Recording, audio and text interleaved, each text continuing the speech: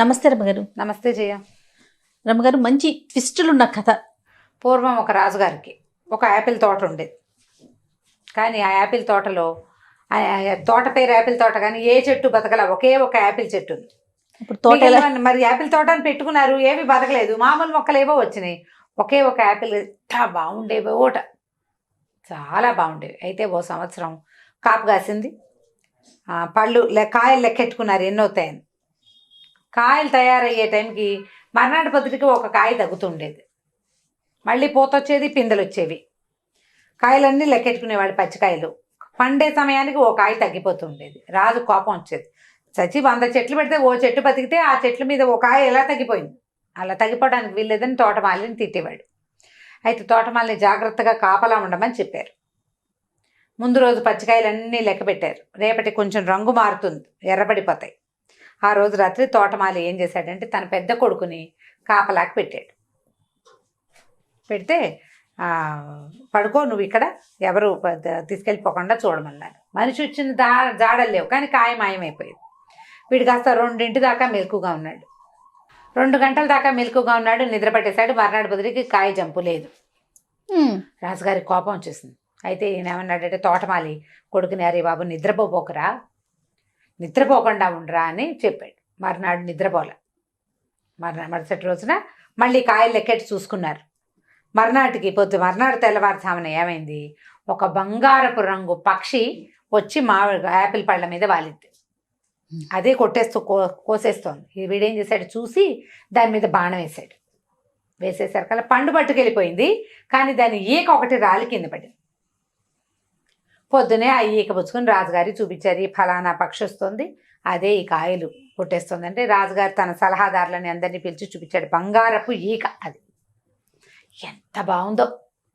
దాంతో రాజు అన్నాడు, ఒరే యాపిల్స్ కాయలు పోతే పోయినాయి, ఈ పక్షిని పట్టుకురండి నాకు ఎక్కడి నుంచి అయినా అనేసరికల్లా తోటమాలి పెద్ద కొడుకు తంతేస్తానన్నాడు.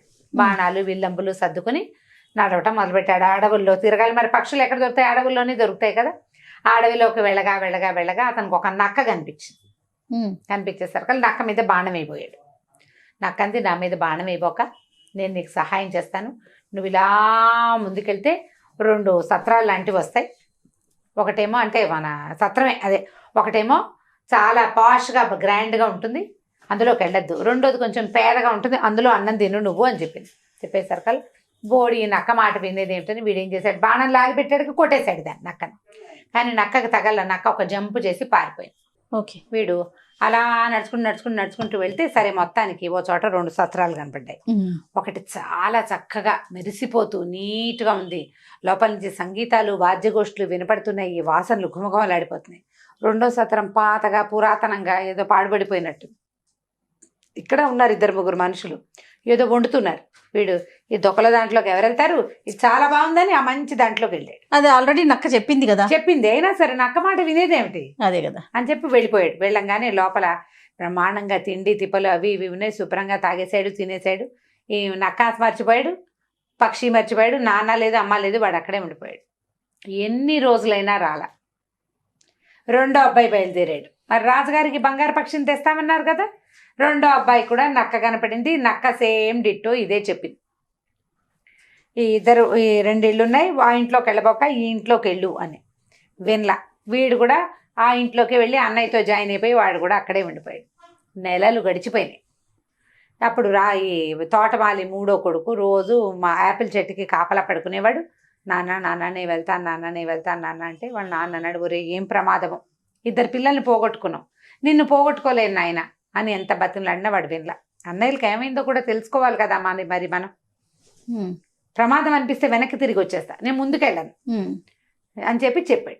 చెప్పేసి ఇక రాజుగారి కోసం ఆ బంగారు పక్షిని తేవడానికి బయలుదేరాడు.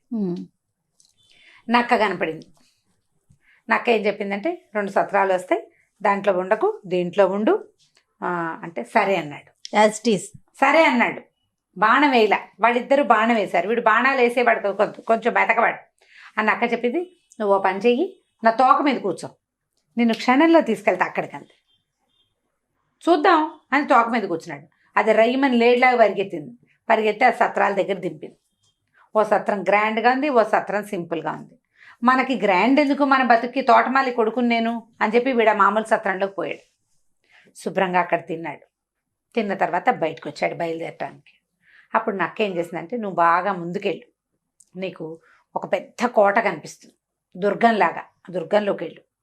లోపల అందరూ సైనికులు వాళ్ళు వీళ్ళు పడుకుంటారు. నువ్వు వెళ్ళేసరికి చీకటి పడిపోతుంది. అక్కడ నీకు బంగారు పక్షి కనపడుతుంది. అయితే అది ఒక కర్ర పంజరంలో పెట్టి ఉంటుంది. పక్కనే ఒక బంగారు పంజరం ఉంటుంది. పొరపాటును కూడా ఈ పక్షిని బంగారు పంజరంలో పెట్టద్దు, కర్ర పంజరాన్ని చేత్తో పుచ్చుకొచ్చేసి అని చెప్పేసరికి సరేనన్నట్టు. ఆ తోక మీద కూర్చో, దుర్గం దగ్గరికి తీసుకెళ్తానంది. తోక మీద కూర్చున్నాడు. కూర్చోగానే అది ఈమని తీసిపోయింది. ఆ దుర్గం దగ్గర దింపింది. వీడి లోపలికి అట్లా నడుచుకుంటూ వెళ్ళాడు. అందరూ పడుకున్నారు. ఈ పక్షి కనిపించింది. ఎంత బాగుందో, మెరిసిపోతుంది. కాకపోతే దాన్ని పెట్టిన పంజరము ముక్కా చక్కగా ఉండి, ఏమిటో కట్లు కట్లుగా ఉండి ఏమీ బాగుండలే. పిచ్చి పంజరంలో పెట్టారు. ఇంత అందమైన పక్షిని చక్కటి దాంట్లో పెట్టద్దు. చూస్తే అక్కడ మెరిసిపోతున్న ఒక బంగారు పంజరం కనపడింది. నక్క చెప్పింది, కానీ వీడికి ఈ కర్ర పంజరంలో ఆ పక్షిని ఉంచబుద్ధి కాల. ఎలాగైనా మార్చేద్దామనిపించింది. ఆ పక్షిని తీసి బంగారు పంజరంలో పెట్టాడు. పెట్టంగానే అది ఉకే ఉకే ఉకే ఉకి ఇకి ఇకి నరిచేసి కేకలు పెట్టేసింది. ఆ పక్షి అరిచేసరికల్లా మొత్తం సైనికులంతా లేచిపోయారు, పట్టేసుకున్నారు. ఆ దుర్గన్ రాజుగారి దగ్గరికి తీసుకెళ్లారు. రాజు అన్నాడు, నువ్వు ఈ పక్షిని పట్టుకొచ్చి చేసావు, నీకు ఈ పక్షి కావాలంటే నాకు బంగారు గుర్రం ఒకటి ఉంటుంది, ముందు ఎక్కడో దొరుకుతుంది, ఆ బంగారు గుర్రాన్ని తెచ్చిపెట్టు, ఈ బంగారు పక్షిని తీసుకెళ్ళు. బంగారు పక్షి ఎలాగూ కావాలి. సరేననుకున్నాడు. బయటికి రాగానే నక్కని చూసావా, నేను చెప్పిన మాట వినలేదు నువ్వు, సరే పోనీ కానీ ఇప్పుడైనా కూడా మళ్ళీ నా తోక మీద కూర్చో. ఇంకా ముందుకెళ్తే ఇంకో దుర్గం కనపడుతుంది, అక్కడ మనకి గుర్రం కనిపిస్తుంది. కానీ ఈ గుర్రం మీద జీను వేసి తీసుకురావాలి నువ్వు బయటికి. అక్కడ మామూలు జీను, తోలు జీను ఉంటుంది, బంగారపు జీను ఉంటుంది. మామూలు జీనే వేసి తీసుకురా, బంగారపు జీను వేయబోక అని చెప్పింది. అక్కడికి వెళ్ళాడు. ఆ బంగారపు రంగులో మెరిసిపోతుంది. దానికి తోక కూడా కుచ్చు, బంగారపు కుచ్చు. దాని మొహం మీదకు ఉండే జూలు కూడా అంతే, చెవులు ఇట్లా నిలబడి బంగారపు రంగు చెవులు ఎంత ముద్ద చేస్తుందో, అది ఎంత బాగుందో. అయితే ఏమైంది, అక్కడ ఉన్న జీనులు వెతికాడు. దాన్ని గుర్రం మీద ఎక్కాలంటే జీన్ వేసుకుని కదా ఎక్కాలి. జీన్ వేసుకోవాలి, కాళ్ళకి రికాపులు కింద పట్టుకునేవి రావాలి, దాని మూతికి ఒక కళ్ళెం కావాలి, ఇన్ని కావాలి. ఇవన్నీ చూస్తే వాడికి ఒక బంగారపు జీను, ఒక మామూలు జీను కనపడ్డాయి. ఈ పిచ్చి జీను వేసి గుర్రాన్ని అవమానించకూడదు, బంగారపు జీనే వేద్దాం అనుకున్నాడు. ఏమవుతుంది మహా అయితే ఆ బంగారపు జీనే ఏం కానీ కేవమని సైకిల్ ఇచ్చింది ఆ గుర్రం. అందరూ జనాలు నిద్ర లేచేశారు. రాత్రిపూట అయినా కూడా పట్టేసుకున్నారు వాడిని. రాజుగారి దగ్గరికి తీసుకుపోయారు. రాజు అన్నాడు, మరి అవతల ఇక్కడి నుంచి చాలా ముందుకెళ్తే దుర్గంలో ఒక అందమైన రాజకుమార్తె ఉంది. నీకు ఈ బంగారపు గుర్రం కావాలంటే నువ్వు ఆ రాజకుమార్తెని తెచ్చిపెట్టు, నాకు ఆ అమ్మాయిని నాకు తెచ్చివు, గుర్రాన్ని నీకు ఇచ్చేస్తాం. ఈ గుర్రాన్ని పట్టుకెళ్ళిస్తే బంగారపు చిలుక వస్తుంది. ఆ బంగారు చిలుక దొరికితే అన్నయ్యలు దొరుకుతారని వాడు ఆశపడ్డాడు. వాడికి అన్నయ్యలు కావాలి. మరి సరే ఏమనుకున్నాడు, సరేనని వెళ్తానన్నాడు. బయటకు వస్తే నాకు అది మాట వినమేమిటో, నువ్వు భలేవాడివి, ఇప్పుడైనా నా మాట విను, ఇప్పుడు ఆ దుర్గం దగ్గరికి తీసుకెళ్తా. ఒక రాజకుమార్తె ఉంటుంది, కనపడంగానే అమ్మాయిని ముద్దు పెట్టేసుకో, నీ మాట వింటుంది, వచ్చేస్తానంటుంది, నీతో ఒప్పుకుంటుంది. మా అమ్మ నాన్నకి బాయ్ చెప్పొస్తా అంటుంది, చచ్చినా ఒప్పుకోవద్దు. అమ్మ నాన్నకి బాయ్ మాత్రం చెప్పకూడదు. అమ్మాయి ముద్దు పెట్టుకో, తీసుకొచ్చేసి. నువ్వు ముద్దు పెట్టుకున్నాక అమ్మాయి నిన్ను కాదందు, నీ వెనకాల వస్తుంది, తప్పకుండా నిన్ను ప్రేమిస్తుంది అంటే సరేనన్నాడు. ఆ కొత్త సౌధానికి మళ్ళీ తోక మీద కూర్చోబెట్టుకుని ఈ నక్క తీసుకుపోయి ఆ సౌధంలోకి వెళ్ళాడు. ఎంత బాగుందో అమ్మాయి, భలే అందంగా ఉంది. వీడు వెళ్ళగానే తటాలు నా పిల్లని కావలించుకుని బుగ్గల మీద ముద్దు పెట్టుకున్నాడు. ముద్దు పెట్టుకోగానే నేను అమ్మాయి ఏమందంటే, నువ్వు నాకు ఎంతో నచ్చావు, నేను నిన్ను ప్రేమిస్తున్నాను, నీతో వచ్చేస్తాను, తీసుకెళ్ళిపో అని. సరే పద వెళ్ళిపోదాం అన్నాడు. వెళ్ళిపోదాం అనగానే మా అమ్మ నాన్నకి చెప్పొస్తానే అంది. మీ అమ్మ నాన్నకి చెప్పొద్దన్నాడు వీడు. అక్కర్లేదు వెళ్ళిపోదాం అన్నాడు. ఏ అమ్మాయి ఏడవటం మొదలుపెట్టింది. అయినా సరే ఒప్పుకోలే వాడు. ఏమైనా సరే అన్నాడు. ఆ పిల్ల ఇంకా లవలవా ఏడ్చేసి లాగినా కూడా లాక్కండి అక్కడే నిలబడి ఏడుస్తుంది. ఇంత ఏడిపిస్తే ఎట్లా పాపం అమ్మాయిని, సరే పోన్లే వాళ్ళ అమ్మ నాన్నకి చెప్పొస్తుందని వదిలిపెట్టాడు. వదిలేసరికల్లా ఇది వెళ్ళి వాళ్ళ నాన్నకి చెప్పగానే వాళ్ళ నాన్న అన్నాడు, ఎవరెవరా వాడెవరితోటో వెళ్ళిపోతావా అని వాడిని పట్టేయండి రా వాడిని అన్నారు. వాడిని కాస్త పట్టేసుకున్నారు. అయ్యో నక్క చెప్పిన మాట వినకపోతేనే దీన్ని అనవసరంగా వదిలిపెట్టాను, దీని కన్నీళ్ళలో కరిగి ప్రవహించి అది వెళ్ళిపోయి ఈ పని చేశాను, ఇప్పుడు ఏం చెయ్యాలి అని ఆలోచించుకున్నాడు. ఈ లోపల రాజు అన్నాడు, నా కిటికీ ఎదురుగుండా నీకు ఈ అమ్మాయి కావాలంటే నేను కిటికీ ఎదురుగుండా ఒక కొండ అడ్డం వస్తుంది నాకు. నేను ఎంత బయటకు చూద్దామంటే ఆ కొండ అంతా అడ్డం వచ్చి కనపట్టాల. కొండ తవ్వే తెల్లారేసరికల్లా తవ్వేసి ఈ అమ్మాయిని నీకు ఇస్తానన్నాడు. సరే తవ్వుతానన్నాడు. తెల్లారేసరికి ఆ కొండ దగ్గరికి వెళ్ళాడు. నాకు వచ్చింది, నేను చెప్పా కదరా నాయన ముందే నీకు, సరే పోన్లే నీ బదులు నేను పని చేస్తాను, నువ్వు పోయి మా రాజకుమార్తె దగ్గర పడుకో, వెళ్ళిపో, లోపలికి వెళ్ళిపో, రేపు పొద్దుటికి సరిపోతుందని తెల్లవారేసరికి మొత్తం కొండంతా తవ్వే అవతల పారేసేసింది అన్నక్క. తవ్వేసేసరికి అలా వాళ్ళు ఏం చేశారు, తవ్వేశాడు కదా మరి ఒప్పుకున్నారు కదా, రాజకుమార్తెని ఇచ్చేశారు. రాజకుమార్తెని తీసుకుని బయటకు వచ్చాడు. బయటకు వస్తే నక్క ఏం చెప్పిందంటే, నువ్వు మంచివాడి పోయి నువ్వు ఓ పని చేద్దాం, నువ్వు రాజకుమార్తెతో పాటు గుర్రాన్ని పక్షిని కూడా నువ్వే తీసుకెళ్ళిపోదు కానీ నువ్వేం చేస్తావంటే రాజకుమార్తెని తీసుకెళ్ళి చూపిస్తావు వాళ్ళకి, వాళ్ళు నీకు గుర్రాన్ని ఇస్తారు. నువ్వు గుర్రం బాగా నడుస్తుందో లేదో చూస్తానని గుర్రం ఎక్కువ, అమ్మాయిని ఒక లాగి ఎక్కి మీద కూర్చోబెట్టి తీసుకో, పారిపోయి వచ్చేసే బయటికి. ఇక అక్కడ అందద్దు, గుర్రం ఎక్కేవా నిన్నెవరూ పట్టుకోలేరు, కింద నుంచి పరిశీలించద్దు, ఎక్కేకే పరిశీలించాలి నువ్వు అనేసరికి వీడు మళ్ళీ వెనక్కి వెళ్ళాడు. ఆ ముందు బంగారపు గుర్రం ఆస్థానం ఉందిగా, అక్కడికి వెళ్ళాడు. వెళ్ళి రాజకుమార్తెని చూపించాడు. వాళ్ళు ఆశ్చర్యపోయారు, అబ్బా ఎంత అందగత్తే అన్నారు. సరే మరి గుర్రం ఇస్తాన్నారు కదా ఇవ్వండి అన్నాడు. గుర్రం రాగానే టెస్ట్ చేస్తానన్నాడు. వాళ్ళు అన్నారు ఎక్కకుండా దీని చుట్టూతా తిరిగి పరీక్షించమన్నారు. వాడు ఒప్పుకోలే. ఎక్కితే కదా గుర్రం సంగతి ఎలా తెలుస్తుంది, పరిగెడుతుందో లేదో, ఒక టెస్ట్ డ్రైవ్ లాగా చేస్తాను, అది అసలు ఒకళ్ళని మోయగలుగుతుందో ఇద్దరిని మోయగలుగుతుందో నాకు తెలియద్దు అని చెప్పి గుర్రం ఎక్కి కూర్చోగానే అది రెడీ అయిపోయింది. వెంటనే ఈ అబ్బాయి ఏం చేశాడు, ఈ అమ్మాయిని ఒక లాగి తన వెనకాల కూర్చోబెట్టేసుకున్నాడు. పరుగు ఉడాయించేశాడు. అక్కడి నుంచి పరిగెత్తుకుంటూ బయటకు వచ్చేసాడు. నక్క మళ్ళీ కనిపించింది. నక్క ఏం చెప్పిందంటే, మనం ఇప్పుడు గుర్రాన్ని తెచ్చావా, గుర్రాన్ని అప్పచెప్పి వాళ్ళు పక్షిని ఇస్తారు, నేను రాజకుమార్తె గుర్రము బయటే ఉంటాం, రాజకుమార్తె బయటే ఉంటాయి, వాళ్ళు వచ్చి గుర్రాన్ని చూసి నీకు పక్షిని ఇస్తారు, ఆ పక్షిని చేత్తో పుచ్చుకుని మళ్ళీ గుర్రం ఎక్కేసి పారిపోదాం మనం, పక్షిని కూడా వాళ్ళకి అదే గుర్రాన్ని కూడా వాళ్ళకి వదిలిపెట్టద్దని. సరే బాగానే ఉంది. ఈసారి అక్కడికి వెళ్ళాడు, వాళ్ళకి గుర్రాన్ని చూపించాడు. గుర్రాన్ని చూశారు వాళ్ళు, చాలా బాగుంది అనుకున్నారు. మరి బంగారు పక్షిని ఇవ్వండి నాకు అన్నాడు. సరే వాళ్ళు గుర్రాన్ని పక్కన నుంచోబెట్టి పక్షిని ఇవ్వండి అంటే ఇస్తామన్నారు. ఇతను ఏం చేశాడు, గుర్రం మీద ఎక్కి కూర్చున్నాడు.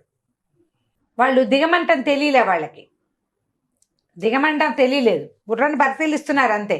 ఆ పక్షిని ఇవ్వగానే ఇతను వెంటనే గుర్రాన్ని ఒక అదిలింపదిలిచ్చే సర్కల్ అది పరిగెత్తేసి, గుర్రం మీద ఉంటే వాడిని ఎవరు పట్టుకోలేరు కదా, బయటకు వచ్చేసి రాజకుమార్తెని ఎక్కించుకున్నాడు. నక్క కూడా వాళ్ళతో పాటు పరిగెత్తుకుంటూ వచ్చేసింది. ఈ బంగార పక్షిని తీసుకుని కూడా బయటకు వచ్చేసాడు. పక్షి, అమ్మాయి, గుర్రం, ముగ్గురు వీడితో పాటే ఉన్నారు. ఇంకా అన్నలు దొరకాలి. బయటకు వచ్చాక నక్క ఏమడిందంటే, నాకు ఒక్క ఉపకారం చేస్తావా, నన్ను చంపేసి నా మెడ నరికేసి నా కాళ్ళు నరికేసి అని అడిగింది. ఈ రాజకుమారుడు ఒప్పుకోవాలి, నేను అట్లాంటి పని చేయను, నీకు నక్క జన్మ అంటే ఎంత విసుగున్నా సరే నువ్వు నాకు సహాయం చేసావు, సహాయం చేసిన వాడికి అపకారం చేయొచ్చా, నేను ససేమిరా చేయనంటే నక్క కొంచెంసేపు ఏడ్చింది. సరేలే నువ్వు చెయ్యవు, నాకు తెలుసు నువ్వు మంచివాడివి, మరి సరే ఓ పని చెయ్యి, నువ్వు వెళ్ళే దారిలో నీకు 2 సలహాలు చెప్తాను. ఎప్పుడు ఉరివేయబడుతున్న వాళ్ళని ఆపద్దు, ఉరిశిక్ష పడే వాళ్ళని ఆపడానికి ట్రై చేయొద్దు. తర్వాత నదీ ప్రాంతంలో, నదీ తీరంలో పడుకోవద్దు. ఈ 2 చేయబోక జాగ్రత్తగా వెళ్ళు, ఈ అమ్మాయిని తీసుకుని వెళ్ళిపో నువ్వు అని. వీడు గుర్రం మీద అమ్మాయిని చక్కగా చిలకని పట్టుకుని బయలుదేరి వెళ్ళాడు. వెళ్ళేసరికల్లా ఒక ఊరు చేరేసరికల్లా, అది ఏ ఊరు, ఎక్కడైతే 2 సత్రాలు ఉన్నాయో ఆ ఊరు చేరాడు. అక్కడ జనాలంతా ఊరేగింపుగా ఎవరినో తీసుకెళ్తుంటే తీరా చూస్తే ఎవరోట 2 దొంగలట, ఆ దొంగల్ని ఊరేస్తున్నారు. వీడు పోయి చూస్తే వీళ్ళ అన్నయ్యలే వాళ్ళిద్దరు. అదేమిటి వీళ్ళు మా అన్నయ్యని పట్టుకున్నారని వీడు పరిగెత్తుకుంటూ వెళ్ళాడు. వీళ్ళు మా అన్నయ్యలు, మరి వాళ్ళని వదిలిపెట్టేయండి, ఊరైపోకండి అని బతిలాడితే వాళ్ళు ఏమన్నారు, అది కాదు వీళ్ళు ఏం చేశారంటే ఈ సత్రంలో చేరారు, అక్కడ తాగేసి తినేసి పేకాట ఆడేసి బాగా డబ్బులన్నీ ఉడాయించారు, డబ్బుల కోసం దొంగతనాలు చేస్తున్నారు, దొంగతనం చేస్తూ పట్టుపడ్డారు, వాళ్ళు అక్కడ బాకీ పడిన డబ్బు, తర్వాత ఏమో ఈ దొంగతనం చేసిన డబ్బు ఇచ్చేస్తే వదిలేస్తామన్నారు. మొట్టమొదట అతను రాజకుమార్తెను తీసుకుని వచ్చేటప్పుడు వాళ్ళు బోలెడంత డబ్బు ఇచ్చారు రాజుగారు వాళ్ళు. ఆ డబ్బు ఉంది ఇతని దగ్గర, ఆ డబ్బు అంతా ఇచ్చి అన్నయ్యలిద్దరిని కాపాడుకున్నాడు. సరే అందరూ కలిసి బయలుదేరి వద్దామనుకున్నారు, ఇంటికి వెళ్ళాలి కదా. అయితే ఏమైంది, మధ్యలో ఒక నది వచ్చింది, అక్కడి నుంచి ఒక నదీ తీరంలో ఉండాల్సి వచ్చింది. సరే ఏదో తిండి తెచ్చుకున్నారు, తిన్నారు. తిన్న తర్వాత ఈ పూట ఇక్కడ పడుకుని పొద్దున్నే లేచి వెళ్దామన్నారు. ఆ నదీ తీరంలో పడుకోగానే అన్నయ్యలు ఇద్దరు అనుకున్నారు, వీడు చిన్న వెధవా, వీడికేమో ఇప్పుడు అమ్మాయి, గుర్రం, చిలక అన్నీ వీడికే, మనకేమీ లేవు. మనకేమీ లేవు. రాజుగారు ఈ పక్షి తీసుకుంటే వాడికి బహుమతులు ఇస్తాడు, అవి కూడా వాడే ఉంచుకుంటాడు. వీడిని నీళ్ళలోకి దోసేసామంటే ఇది మనమే పక్షిని తీసుకెళ్ళి ఇచ్చేయచ్చు అని ఆ తమ్ముడిని కాస్త నీటిలో దోసేశారు. దోసేసి వెంటనే ఈ అమ్మాయిని గుర్రం ఎక్కించేసుకున్నారు, ఆ చిలకని ఆ పక్షిని కూడా పుచ్చుకుని తీసుకెళ్ళిపోయారు. కాకపోతే ఊరు చేరిపోయిన తర్వాత ఆ పక్షి పాటలు పాడడం మానేసింది, ఏమి తినేది కాదు, పాడేది కాదు. గుర్రం గడ్డి తినడం మానేసింది, రాజకుమార్తె ఊ ఊ ఊ ఊ అని ఏడిపోయి ముగ్గురు 3 రకాలుగా అయిపోయారు. పక్షిని చూస్తే బాగుంది, బంగార పక్షి, దాని ఈకే వీళ్ళకి దొరికింది. కానీ అది అంతకుముందు పాటలు పాడుతూ తిరుగుతూ ఉండేది, ఇప్పుడు రెక్కలు కూడా కదపట్ల, ఎలా కూర్చున్నది అలాగే కూర్చుని ఉంటుంది. గుర్రం గడ్డి తిందు, బక్క చిక్కిపోతుంది కదా, ఏమి తింటల్లా అది. ఈ అమ్మాయి ఏమో ఏడుస్తుంది. సరే రాజుగారు ఈ 3 వస్తువులు తన దగ్గర పెట్టుకున్నారు, వీళ్ళకి ఏవో బహుమతులు ఇచ్చాడు. ఇంతలో ఏమైంది, నీటిలో పడిపోయాడు కదా. నీటిలో పడిపోయిన వాడు లోపల ఏదో చిన్నది రాయి ఏదో ఉంటే ఆ రాయి మీద నిలబడి ఎట్లా కొట్లా ఆపుకున్నాడు, దెబ్బలు తగిలేసినాయి బాగా. ఆ పైనుంచి పడిపోయేసరికి అలా. ఇంతలో ఏమైంది, అన్న అక్క వచ్చి కేకేసింది, నువ్వేమిటి ఇక్కడ ఉన్నావు, ఏమైపోయావంటే, నువ్వు చెప్పిన మాట వినలేదు, నాకు శాస్తి అయింది, మా అన్నయ్యలు ఇద్దరు ఇలా చేశారంటే. నక్క ఏం చేసింది, తన తోకని నీళ్ళలో వదిలిపెట్టి తోక పుచ్చుకుని పైకి రా అని వాడిని పైకి తీసుకొచ్చింది. పైకి తీసుకొచ్చి కాస్త స్వస్థత పడంగానే పద మీ ఇంటికి వెళ్ళిపో, వీళ్ళని ముగ్గురిని నువ్వే తెచ్చానని చెప్దు కానీ అని చెప్పి పంపించింది. పంపిస్తే వీడు మెల్లిగా తన ఊరు చేరాడు. ఊరు చేరి నక్క తీసుకుపోయిన తోక మీద ఎక్కించుకుని తీసుకెళ్ళిపోయి ఊళ్ళో వదిలిపెట్టింది. వీడు ఒక బిచ్చగాడి వేషం వేసుకుని వెళ్ళాడు. ఇతను ఊళ్ళోకి వెళ్ళంగానే రాజకుమార్తె ఏడవడం మానేసింది. ఆ బంగార పక్షికి అని సంగీతం పాడుతూ అటు ఇటు తిరుగుతూ పళ్ళు తింటోంది ఆపిల్ చెట్టు మీద. ఈ గుర్రం ఏమో హాయిగా గడ్డి మేస్తుంది, అటు ఇటు తోక ఆడిచ్చినప్పుడల్లా బంగారపు మెరుపులు మెరుస్తున్నాయి. అందరు ఆశ్చర్యపోయారు, నిన్నటి దాకా ఏమీ లేదు, ఇవాళ ఏమిటి సడన్గా వీటికి ఇది వచ్చింది అని. వీడి కుర్రాడు ఏం చేశాడు, ఊళ్ళోకి వెళ్ళిపోయి రాజుగారి దగ్గరికి వెళ్ళిపోయాడు. సరాసరి వెళ్ళిపోయి ఈ 3 వస్తువుల్ని తను ఎట్లా సాధించుకొచ్చాడో చెప్పాడు. చెప్పేసరికల్లా రాజుగారికి చాలా కోపం వచ్చి ఇక ఈ అన్నయ్యలిద్దరిని అరెస్ట్ చేయించాడు. వీళ్ళు దుర్మార్గులు, మంచివాళ్ళు కాదు, వీళ్ళని దేశ బహిష్కారం చేసేద్దాము అని చెప్పి అన్నయ్యలిద్దరిని పంపేశారు. ఈ రాజకుమారుడికి, తోటమాలి కుమారుడికి అర్ధరాజ్యం ఇచ్చారు, బంగారు పక్షిని తెచ్చి ఇచ్చినందుకు. హాయిగా ఉంటున్నాడు వాడు, చాలా రోజులు ఉన్నాడు. ఆ అమ్మాయిని పెళ్లి చేసుకున్నాడు, ఆ గుర్రం మీద తిరిగేవాడు. ఆ పక్షి ఆ రాజ్యంలో అన్ని చోట్ల తిరుగుతుండేది, అది గుడ్లు పెట్టి బోళ్ళని పిల్లల్ని పెట్టింది. బంగార పక్షులు ఆ ఊరంతా తిరుగుతూ ఉండేవి, చాలా గ్రాండ్గా ఉండేది. చాలా కాలం తర్వాత ఒకనాడు ఇతను అడవిలోకి వెళ్ళాడు. వెళ్ళేసరికల్లా ఎప్పుడో ఎన్నాళ్ళకో పిల్లలు కూడా పుట్టేశాక ఒక ముసలి నక్క అతనికి కనిపించింది. కన్నీళ్ళు గారుస్తూ కూర్చున్నది ఒక చోట. అయ్యో నువ్వు నా మిత్రుడివి, నువ్వు నాకు ఎంతో సహాయం చేసావు కదా, నువ్వు ఎలా ఉన్నావు అని అడిగేసరికల్లా నేను నిన్న ఆ రోజు అడిగాను, నా మెడ నరికేసి కాళ్ళు నరికేయమని, నరికేయవా ప్లీజ్ అని అడిగింది. వీడికి చాలా కష్టం వేసింది, ఎందుకు నువ్వు ఎప్పుడు ఇలాగే అడుగుతున్నావు, అప్పుడు నేను చేయలేకపోయాను, సరే ఇప్పుడు చేస్తానని వరలో నుంచి కత్తి తీసి దాని మెడ నరికేసాడు. కాళ్ళు కూడా నరికేశాడు. కాళ్ళు మెడ నరకంగానే ఆ నక్క పడిపోయి ఒక కుర్రాడు లేచి నుంచున్నాడు. వాడు ఒక శాపం మంత్రం కట్టు వల్ల అలా నక్కగా మారిపోయాడు. మళ్ళీ ఆ కుర్రాడు ఎవరో కాదు, ఈ తోటమాలి కొడుకు పెళ్లి చేసుకున్న రాజకుమార్తె తాలూకు తమ్ముడు. ఓహో.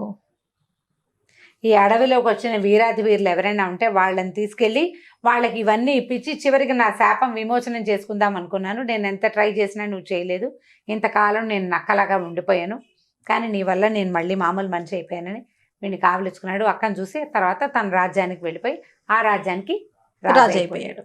సో నక్క, తోటమాలి కుమారుడు కలిసి ఒక బంగారు పక్షి, ఒక గుర్రం, ఒక రాజకుమార్తెని సాధించి చివరికి వాడికి శాప విమోచనం కూడా చేసుకున్నారు.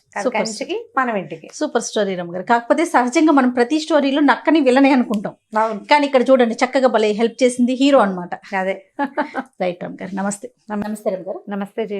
రమ్మగారు, ఏదైనా ఒక పెద్ద స్టోరీ, పెద్ద కథ, రకరకాల మలుపులు, ట్విస్ట్లు, ఇంట్రెస్టింగ్లు చెప్తాం.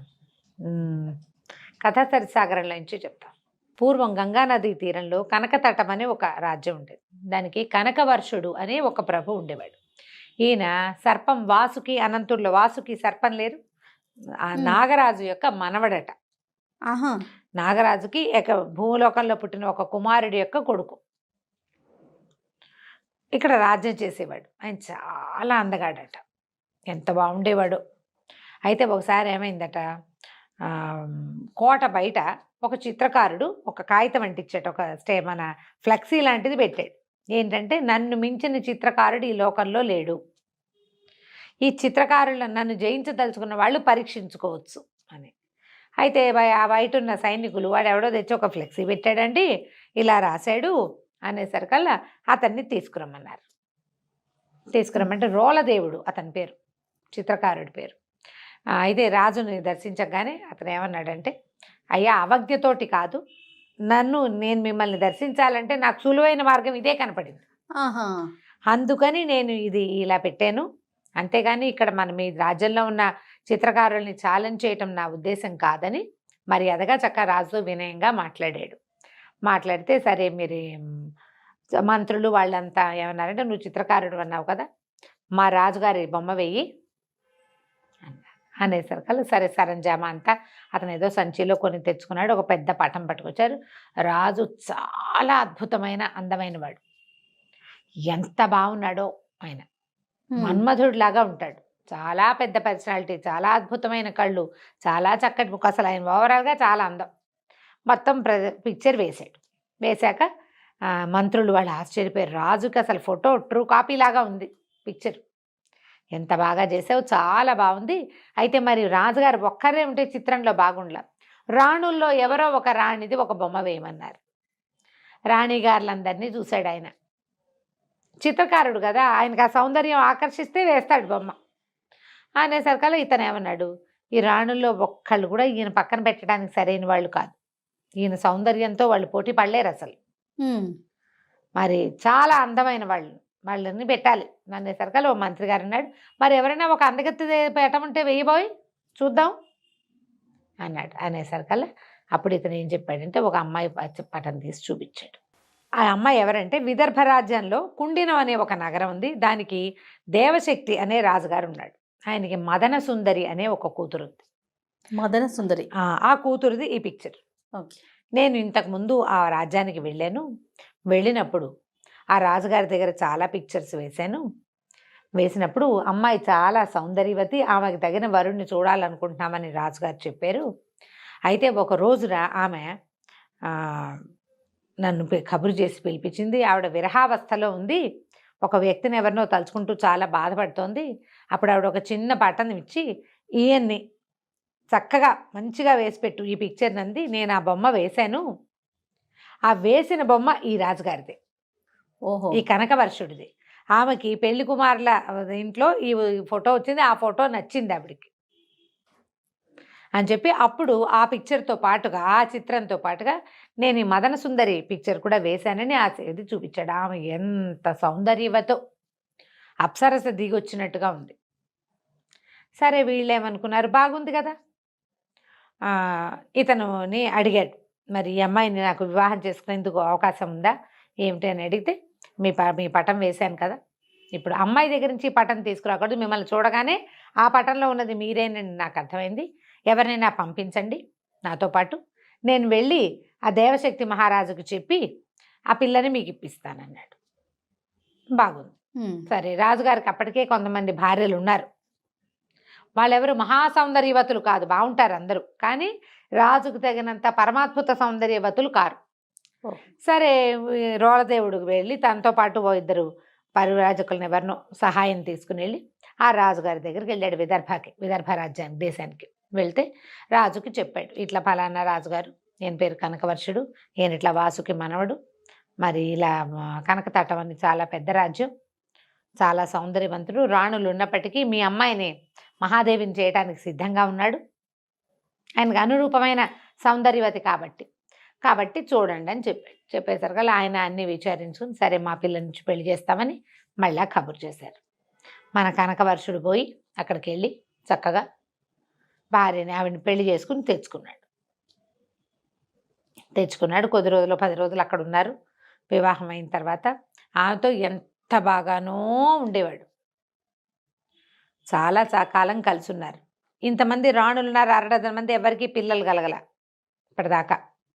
కొత్తగా వచ్చిన సౌందర్యవతి ఈవిడికి, మదన సుందరికి కూడా సంతానం లేదు. అయితే ఒకసారి ఏమైందంటే, వీళ్ళంతా ఎక్కడో ఈ శరదృతువులో కార్తీక మాసానికి కొంచెం ముందు శరదృతువు అంటే ఈ ఆశ్వయుజ మాసంలో పెద్ద తోటకి విహారానికి వెళ్ళారు రాణులందరితో కలిసి. వెళ్తే ఈ రాణులు అక్కడికి వెళ్ళేసరికల్లా నీళ్ళల్లోకి ఆడేటప్పుడు ఒక్కొక్కళ్ళు కొంచెం ఉత్సాహపడతారు కదా, ఈవిడికి వాళ్ళందరూ రాజుతోటి అంత చనువుగా ఉంటే నచ్చదు, తనకంటే ముందు భార్యలు కదా, అయినా చనువుగా ఉండదు. నచ్చలేదు కోపం వచ్చి ఆవిడ వెళ్ళిపోయేసరికల్లా అబ్బో అమ్మాయి ఈవిడికి కోపం వచ్చిందని ఇతను ఆవిడని బతులాడుకోవడం కోసం ఇక్కడ ఉన్న రాణులందరినీ వదిలిపెట్టి మళ్ళీ ఆమె వెనకాలబడి నగరంలోకి వెళ్తాడు. వెళ్ళేసరికల్లా చాలా బతిమలాడి ఆవిడని ఎట్లాగో స్వాధీనపరుచుకుంటాడు. పడుకునేసరికల్లా ఆ రాత్రి అతనికి తెల్లవారుజామున ఒక విచిత్రమైన కల వస్తుంది. ఆయన మెడలో ఏకావళి ఒక ముత్యాల దండ ఒకటి ఉంది. ఆ ఏకావళి ఎవరో లాగేసుకున్నట్టు. అక్కడి నుంచి మనం ఇది ఉంటుంది కదా శిరోరత్నాన్ని ఏమంటారు, మనం దీన్ని ఏమంటారు చూడామణి, ఇక్కడ పెట్టుకుంటారు మణి, ఆ చూడామణి కూడా పోయినట్టు. అవి రెండు ఎవరో లాగేసుకున్నారు. అక్కడి నుంచి ఎంత బోల్డన్ని ముఖాలు, బోల్డన్ని జంతువుల అవయవాలు ధరించి ఉన్నటువంటి భేతాళుడితోటి తను యుద్ధం చేస్తున్నట్టు కలొచ్చింది. ఓహో. కన్ను మూసినా తెరిచినా అలాగే ఉంది. చాలాసేపటి వరకు అందులోంచి బయటికి రాలేకపోయాడు. తెల్లవారిన తర్వాత చూస్తే మెడలో ఏకావళి ఉంది. తడువుకుని చూశాడు, ఇక్కడ చూడమని ఇట్లా బిగించి ముడిలాగా వేస్తారు, అది అక్కడే ఉంది, పోలేదు. అంటే కలేనమాట. అప్పుడు ఏం చేశాడు, ఇంకా కార్తాంతికుల్ని పిలిచాడు. వీళ్ళు ఇలా ఏమిటి ఇలా జరిగింది, ఇలా వచ్చిందంటే ఆయన చాలా లెక్కలు వేసి భేతాళుడు మన చూడామణి ఏకావళి రెండు పోవటము అని అలాంటివి కళ వచ్చిందంటే ఇవి ఎవరో తీసినట్టంటే మీకు సంతానం, మీ అబ్బాయి కుమారుడు, భార్యతోటి కుమారుడితోటి వియోగం సంభవించబోతోంది మీకు. తర్వాత భేతాళుడితోటి యుద్ధం అంటే ఏదో శాపం రాబోతోంది మీకు అనేసరికి ఈ ఆశ్చర్యపడి, భార్యలు ఉన్నారు కానీ కుమారులేరి అంటే కుమారుడు కలగబోతాడనమాట తనకి. కుమారుడు తప్పిపోతాడు అంటే లేని కుమారుడు ఎక్కడి నుంచి తప్పిపోతాడంటే కుమారుడు ఉండాలి. సరే ఇలా ఆలోచించుకున్నాడు. ఆయన ఏకాంతంగా పడుకున్నాడు. ఏం చేయాలో తోచట్లేదు, చాలా దిగులుగా ఉంది. అప్పుడు ఆయనకి తట్టింది, నాకు చాలా వయసు వచ్చింది, ముందు వివాహాలు అయ్యి చాన్నాళ్ళైంది, కొత్తగా ఆయన వివాహం కూడా 1-2 ఏళ్ళు దాటిపోయింది, ఇంకా భార్యా వ్యామోహం తగ్గలేదు, సంతానం లేదు, ఏం చేయాలి సంతానం కోసం ఆలోచిస్తుంటే ఒక్క మెరుపులాగా ఒక కదలిక కనపడింది. ఒక ఆవిడ వచ్చింది. ఈవిడ నాయన జయం కలుగా కానీ దీవించింది. ఈవిడ ఎవరట, వాసుకి యొక్క కుమార్తె, ఈయనకి మేనత్త. ఆమె పేరు రత్నప్రభ. నువ్వేం దిగులు పడదు, నువ్వు ఇలా తలుచుకుంటున్నావు, నీ రక్షణ కోసం నా తండ్రి నన్ను ఎప్పుడూ చెప్పాడు, మా వాడు దిగులుగా ఉన్నప్పుడు చింతాక్రాంతుడుగా ఉన్నప్పుడు చూడమని, ఇప్పటికి వచ్చింది నీకు అవస్థ, నీకోసం వచ్చాను, నీకు సంతానం కలగాలంటే కుమారస్వామిని ప్రార్థించాలి. ఈ కుమారస్వామిని ప్రార్థించడం అంటే చాలా కష్టం. ఆ అరణ్యంలోకి వెళ్ళిపోవాలి, నైమిషారణ్యమో ఏదో ఒక వింధ్యాటవిలోకి వెళ్తే కుమారుడిని ప్రార్థించేటప్పుడు ఆయన ఏం చేస్తాడు, కుమారస్వామి కుమారధార అంటారట, పెద్దగా ఫోర్స్గా నెత్తి మీద నీళ్లు పడతాయట కుమారస్వామి అనుగ్రహించేటప్పుడు. ఇక్కడ 2-3 కథల్లో ఇది చెప్తారు, కథా చరిత్సాకరంలో. ఆ ధారని మామూలు సామాన్య మానవుడు సహించలేడు, ఆకాశం నుంచి పడతాయి నెత్తి మీద నీళ్లు. ఏదైనా అసలు షవర్ లాంటివి సడన్గా పడితేనే హడిలిపోతాం, జలపాతాల కింద తలుంచడం చాలా టెన్షన్గా ఉంటుంది. ఆ కుమారధారని తట్టుకోవాలి, తపస్సుకి కూడా కష్టం. కాబట్టి నేనేం చేస్తానంటే నీ శరీరంలో చొచ్చి ఉంటాను, ఎందుకంటే నాగులు కామరూపులు, నీ శరీరంలో ఉంటా, నువ్వు అడవిలో కష్టాన్ని అనుభవించగలుగుతావు, నేనున్నాను కాబట్టి నా శక్తి వల్ల కుమారధారని కూడా సహించగలుగుతావు, కుమారస్వామిని ఒక కుమారుణ్ణి ఇవ్వమని కోరుకో, నీకు పుత్ర సంతానం కలుగుతుంది అని చెప్పేసరికి ఈయన వెంటనే సరే అనుకుని సంతానం కోసం తన తపస్సుకు వెళ్తున్నానని చెప్పి తన రాజ్యాన్ని భార్యలని అన్ని మంత్రులు కట్టుదిట్టం చేసి మంత్రుల చేతిలో పెట్టి కాలినడకన వింధ్యాటవికి బయలుదేరాడు. అటవీ మార్గంలో చాలా కష్టము, ఇబ్బంది సబ్బంది చాలా ఉన్నాయి. అయితే శరీరంలో చొచ్చి ఉన్నటువంటి ఆ నాగ శక్తి వల్ల ఆయనకి ఏమి ఇబ్బంది కలగల, అలాగే వెళ్ళిపోయాడు. అక్కడి నుంచి అఖండంగా తపస్సు చేయటం మొదలుపెట్టాడు. తపస్సు సిద్ధించేసరికల్లా ధార పడుతుంది, కుమారధార నెత్తి మీద పడ్డం మొదలుపెట్టింది, పైనుంచి నీళ్లు పడిపోతున్నాయి. అయితే ఈ లోపల ఉన్న నాగుల యొక్క సహన శక్తి వల్ల పడగలు బలంగా ఉంటాయి కదా, దీనివల్ల ఇతను అలా నిలబడి ఆ శక్తి ఆ నీటిని తట్టుకున్నాడు. కుమారస్వామి విపరీతమైన పరీక్షలకి గురి చేస్తాడని చెప్తారు. ఈ కథల్లో అట్లా కనపడుతుందన్నమాట. తన అన్నయ్య అయినటువంటి గజాననుని ప్రోత్సహించాడు, వీడిని టెస్ట్ చేయమని భక్తుడు. చేయమంటే ఈ తపస్సు చేసుకుంటున్న వాడి దగ్గరికి పెద్ద మహానాగం ఒకటి, ఒక పెద్ద సర్పం ఫుత్కారం చేస్తూ వచ్చింది. ఈయన సర్పానికి కూడా భయపడలే, ఎందుకంటే లోపల సామాన్య మానవుడే అయితే భయపడతాడు. అవును, మనం ఒక తల పామును చూసి ఉలిక్కి పెడతాం, 10 తలల శేషుణ్ణి చూస్తే హడిలిపోతాం కదా. కానీ అతను హడలలా లోపల ఉన్న నాగశక్తి వల్ల. అక్కడి నుంచి వినాయకుడు పరీక్షని పెంచి తానే స్వయంగా గజరూపాన్ని దాల్చి ఎదురు రొమ్ములో కుమ్మేసేట. అయినా సరే తగ్గలేదు. ఈయన వెనక్కి వెళ్ళక తనకి పరీక్షలు సంభవిస్తున్నాయని తెలుసుకుని నన్ను కరుణించమని వినాయకుడిని కూడా ప్రార్థించాడు. దాంతో వీడు గట్టి భక్తుడేనని సర్టిఫికెట్ ఇచ్చేసి వినాయకుడు వెళ్ళిపోయాడు. కుమారస్వామి చాలా సంతోషంగా ప్రత్యక్షమయ్యాడు. కుమారుడు అంటే బాలుడు కదా, బ్రహ్మచారి. ఈయన ఆ బ్రహ్మచారి స్వరూపంలో ప్రత్యక్షమై, ఏమిటి నాయనా నీ కోరిక అంటే, నాకు ఇట్లా చాలామంది భార్యలు ఉన్నారు, కుమారుడిని ప్రసాదించు, నా రాజ్యానికి ఉత్తరాధికారి లేడు అని ప్రార్థించాడు. ప్రార్థిస్తే తప్పకుండా నా దయ వల్ల నీకు కుమారుడు కలుగుతాడు అని చెప్పి వెళ్ళిరమ్మన్నాడు. వెళ్ళిరమ్మంటూ కుమారస్వామి ఏమన్నాడు, ఆయన ఆ వింధ్యాటవిలో ఒక దేవాలయంలో ఉంటాడు, లోపల ఉన్నాడు ఒక భవనంలో. లోపలికి వెళ్తూ గర్భంలోకి ప్రవేశించు, ప్రసాదం తీసుకెళ్దుగానని చెప్పాడు గర్భగుడిలోకి. సరే ఇతను ఏం చేశాడు, అలాగేనని ఎప్పటి నుంచో తపస్సులో ఉన్నాడు కదా, కాళ్ళు చేతులు మొహం కడుక్కుని దేవాలయ ప్రవేశం ఆ గర్భాలయ ప్రవేశం చేయబోయాడు. అయితే ఈయన శరీరంలో దాగి ఉన్నటువంటి నాగశక్తి స్త్రీ కదా, ఆవిడ ఇలా కుమారస్వామి ఎదురుపడడానికి భయం. ఆ గర్భంలోకి వెళ్ళటము అంటే ఆయనకి ఎదురుపడాల్సి వస్తుందని ఆమె తొలగిపోయిందట, పక్కకి వెళ్ళిపోయింది. రత్నప్రభ వెళ్ళిపోయేసరికల్లా ఈ సామాన్యంగా మానవీ శక్తితోటే గర్భాలయ ప్రవేశం చేశాడు కనకవర్షుడు. లోపలికి వచ్చినటువంటి వాడు ఇందాక తను చూసినటువంటి ప్రచండ భక్తుడుగా కాకుండా సామాన్య మానవుడిగా తెలిసాడు కుమారస్వామికి. ఆయనకి వెంటనే వీడు ఏం చేసి తనని ఇంప్రెస్ చేశాడో అర్థమైపోయింది. ఆయన లోపలున్న నాగశక్తిని అప్పుడు ఆయన చూడలా, ఇప్పుడు చూసేశాడు.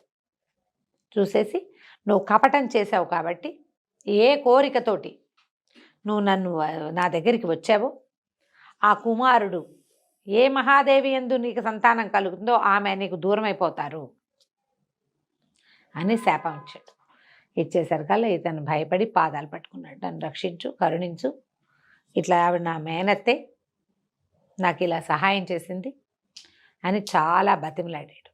బతిమలాడితే ఆయన ఏమన్నాడు, సంవత్సరం పాటు వియోగం తప్పదు, భార్యా వియోగం పుత్ర వియోగం తప్పవు, అయితే ఏడాదికి పరిమితం చేస్తున్నా, 3 మరణగండాలు తప్పించుకుంటేనే నువ్వు వాళ్ళని చేరగలుగుతావు అని చెప్పాడు.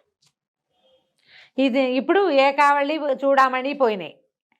ఏకావళి అంటే భార్య, చూడామణి అంటే కొడుకు, వీళ్ళు మిస్ అయిపోతారు. బేతాళుడితో యుద్ధం చేస్తున్నట్టదేమో ఇలా 3 మరణగండాలు. ఇంకేం చేస్తాడు, పరమ దుఃఖంతో బయటకు వచ్చాడు. సంతానం కలుగుతుంది, కానీ భార్య కుమారుడు ఏమవుతారో, కుమారస్వామి చెప్పిన మాట తప్పుతుందా, దుఃఖంతో ఇంటికి వచ్చాడు. కానీ కొంతకాలానికి ఈ మహాదేవి అయినటువంటి అమ్మాయి మన మదన సుందరి గర్భవతి అయింది. ఎంతో సంతోషంగా పురజనులంతా కలిసి ఆవిడకి సీమంతాలు ఉత్సవాలు అన్నీ జరిపించారు. పుట్టింటి వాళ్ళు వచ్చారు, సవతులంతా సంతోషించారు. రాజ్యానికి ఉత్తరాధికారి వస్తున్నాడని పరమ సంతోషంగా ఉన్నారు.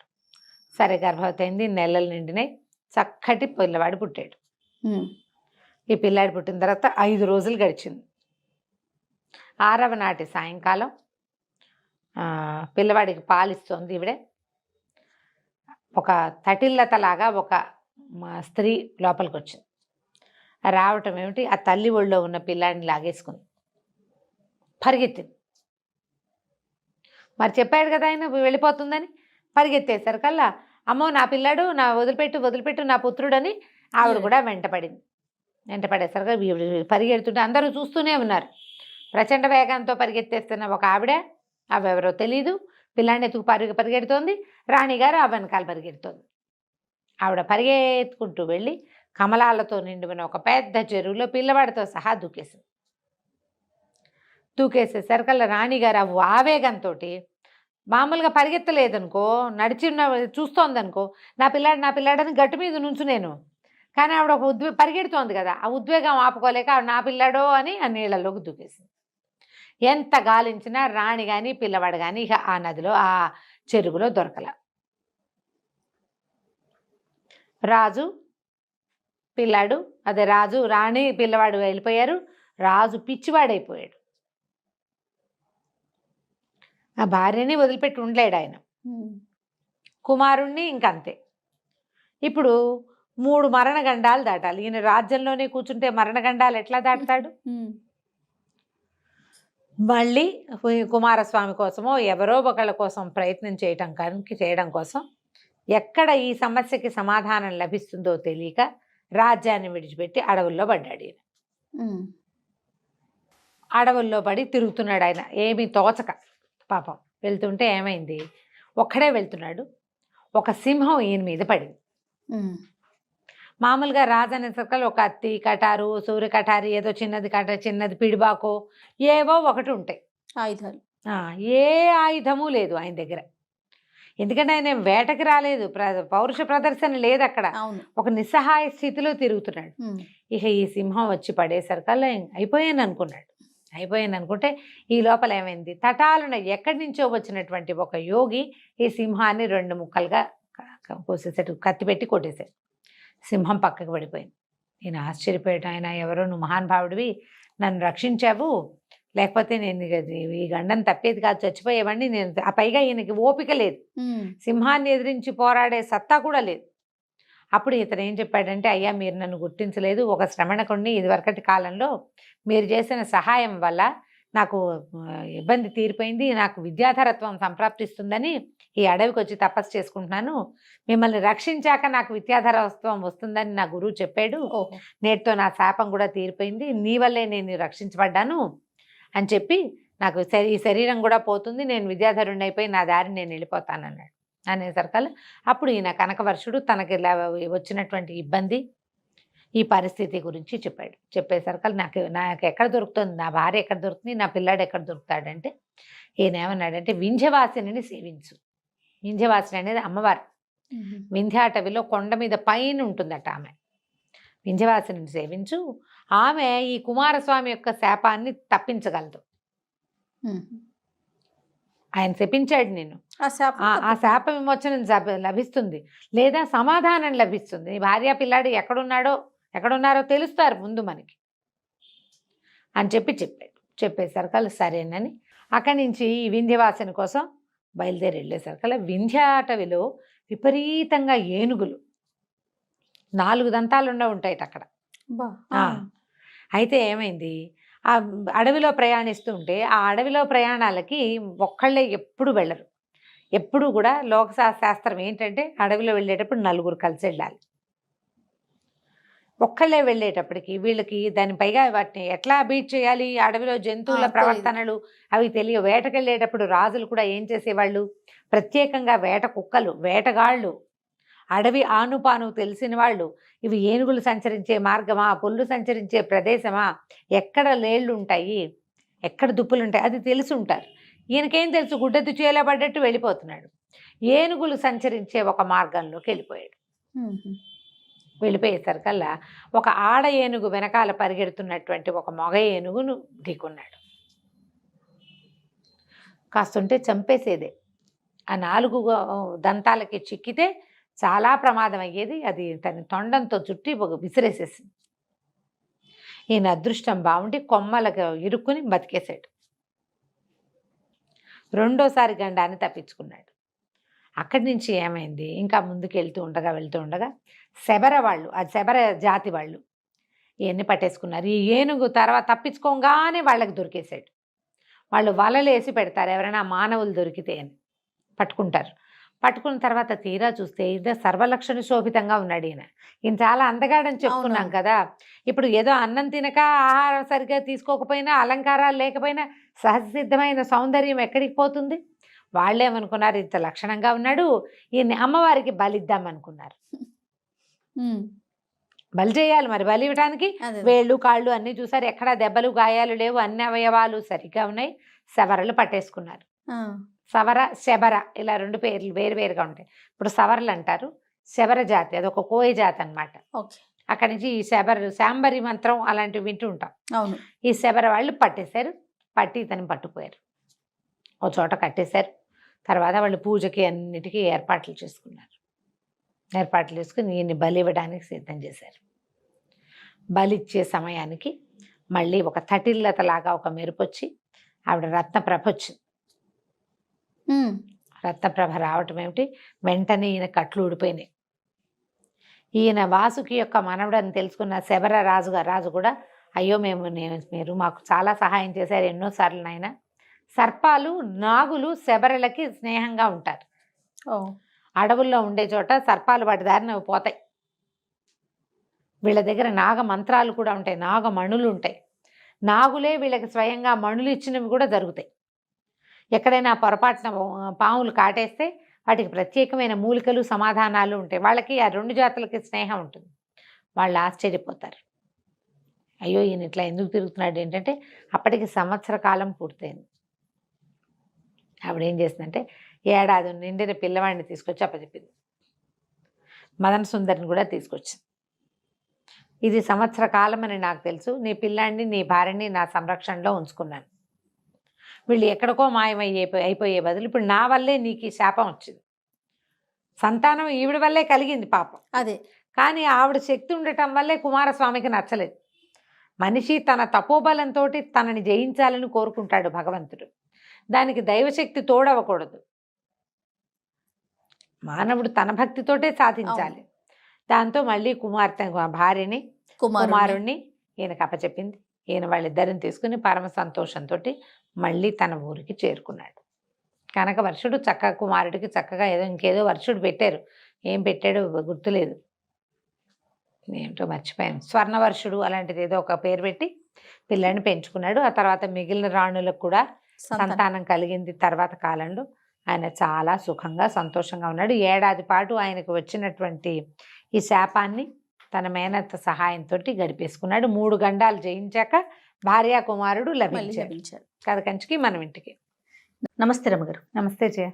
రమగారు, ఈ రోజుల్లో మనము ఆస్తులకు సంబంధించి మన తండ్రులు తాతాస్తులు అయితే వీలునామా రాస్తున్నారు. అది కూడా సాక్షి సంతకాలతో సహా పెట్టించడం, ఒక అడ్వకేట్కి చూపించడం, ఇలాంటివన్నీ చాలా జాగ్రత్తగా చేస్తున్నారు.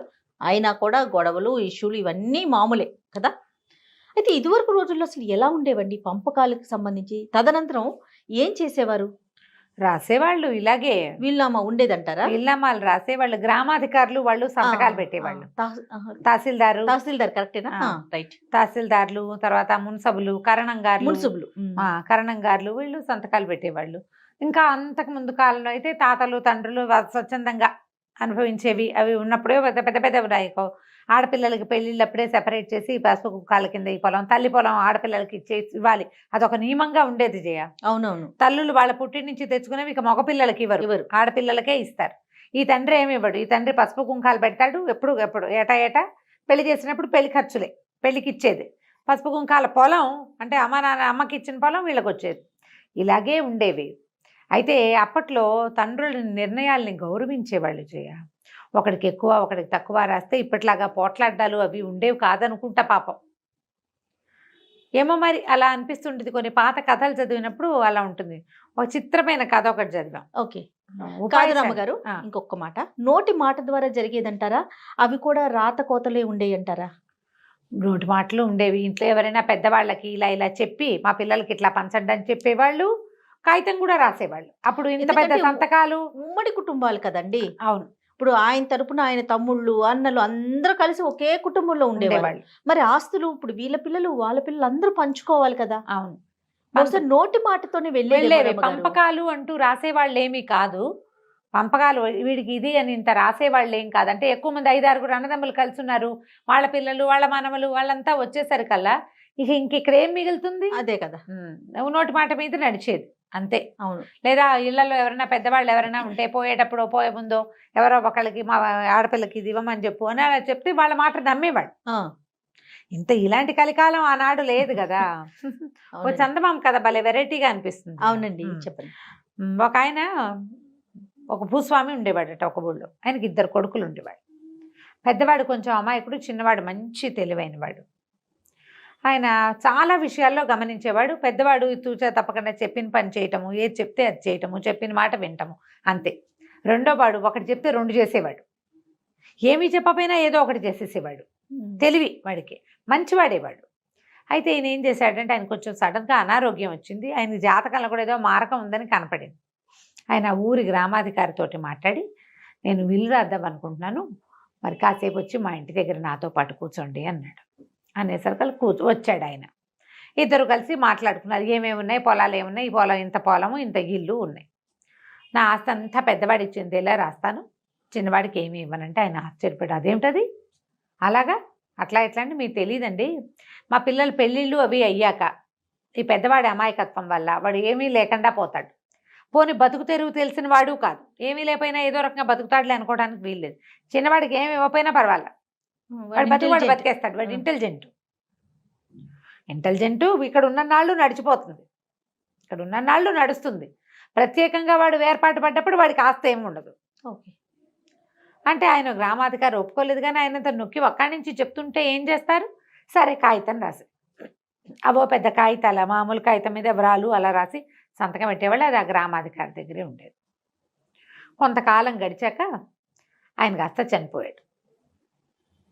చనిపోయేసరికల్లా ఏమైంది, ఆ గ్రామాధికారి కర్దినవారాలు అవి అవుతాయి కదా, అయ్యాక అది పెద్ద దస్తిన కర్మలో ఏవో అయిన తర్వాత వచ్చి, ఏమయ్యా మీ నాన్న వీలునామా రాశాడు, ఆస్తి అంతా పెద్దవాడి పేరు మీద రాసేసాడు, ఇల్లు పొలాలు అంటే. చిన్నవాడికి ఆశ్చర్యం వేసింది, మా నాన్న ఇంత అన్యాయం చేశాడా నాకు, ఇలా ఎందుకు చేశాడు అని.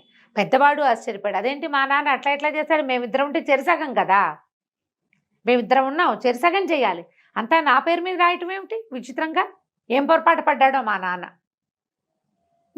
ఆయన ఏదో పొరపాటు పడ్డాడు, అట్లా ఎట్లా చేస్తాడు అంటాడు పెద్దవాడు, ఇలా ఎందుకు చేసుంటాడు అని చిన్నవాడు. సరే కొద్ది రోజులు గడిచాయి, చిన్నవాడు రికామిగా అటు ఇటు తిరుగుతున్నాయి. పెద్ద అబ్బాయి అన్నాడు, అరే పెళ్లి సంబంధాలు వస్తున్నాయి, పెళ్ళిళ్ళు చేసుకుందాము, మరి నాన్న రాస్తే రాసాడులే, నేను ఇచ్చేస్తాను సగం నీకు, నువ్వు మన ఇద్దరం కలిసే ఉందాము, సగం ఆస్తి నీ పేరు మీద ఇప్పుడే పెట్టేస్తా, ఇంట్లో చెరిసగం వాడుకుందాం, పెళ్ళిళ్ళు అయ్యాక మరి పొలం కూడా చెరిసగం రాసేసుకుందాము అంటే చిన్నవాడు ఒప్పుకోలు.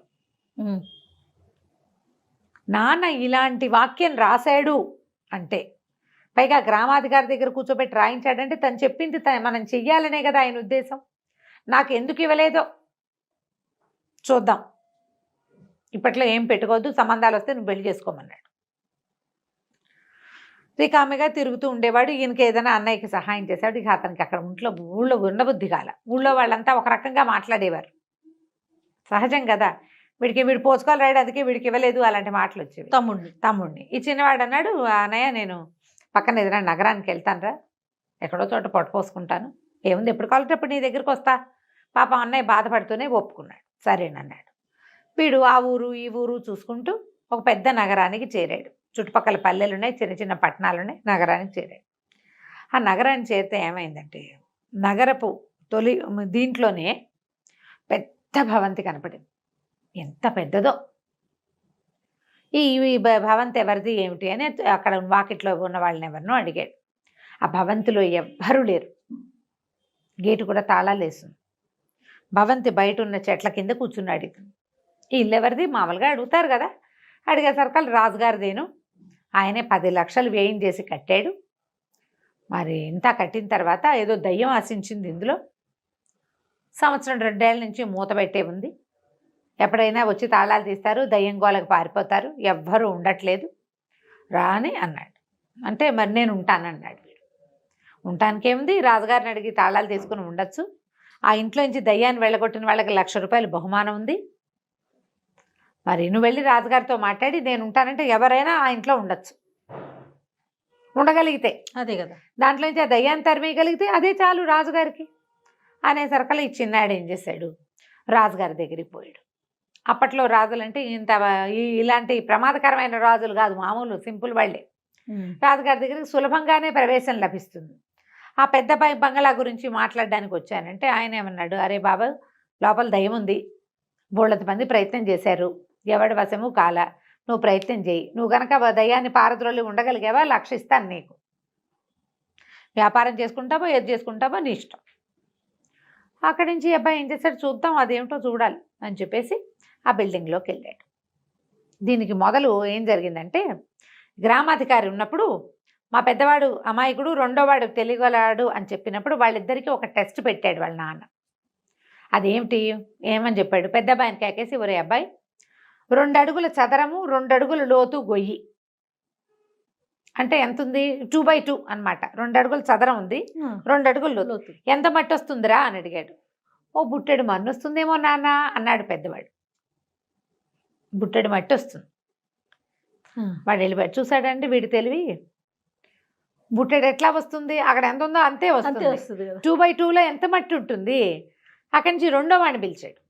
పిలిస్తే 2 అడుగుల చదరం 2 అడుగుల లోతు ఉన్న గోతులో నుంచి ఎంత మట్టి వస్తుంటే, ఏమట్టి వస్తుంది, ఏమి రాదు నాన్న అందులో నుంచి అన్నాడు.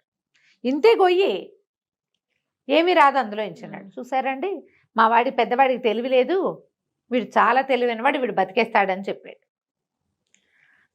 అయినా అది అప్పుడు జరిగిన సంగతి.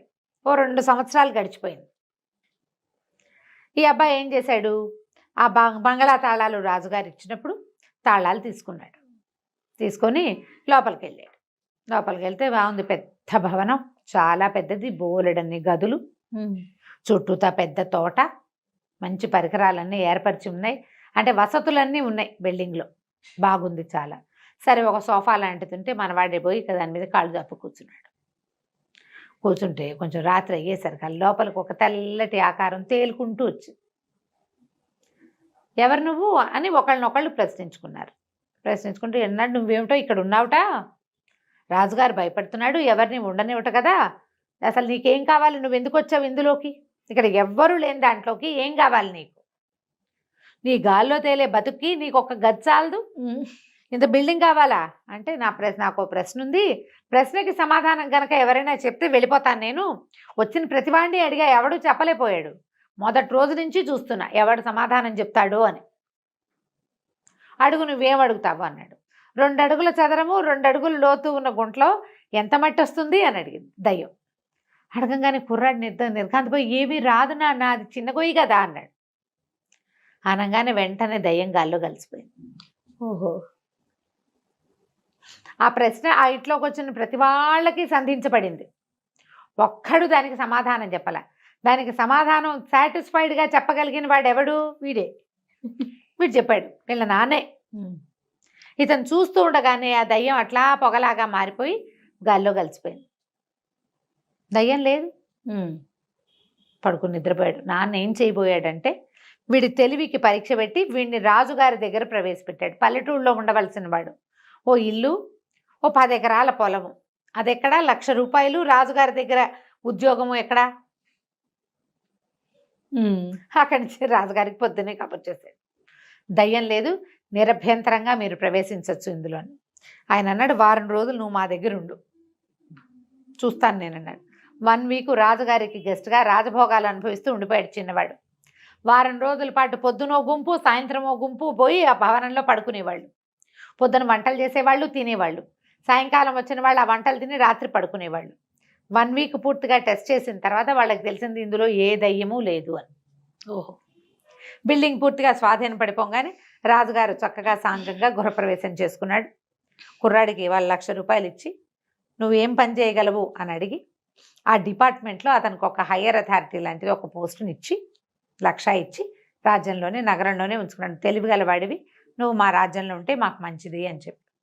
ఇక ఇతను ఎప్పుడూ పల్లెటూరు వెళ్ళ, హాయిగా రాజభోగాలు అనుభవిస్తూ పెద్ద ఉద్యోగాన్ని అనుభవిస్తూ ఒక ప్రశ్నతోటి మా నాన్న ఇంతది నాకు కట్టబెట్టాడు అనుకుని సంతోషంగా ఉన్నాడు.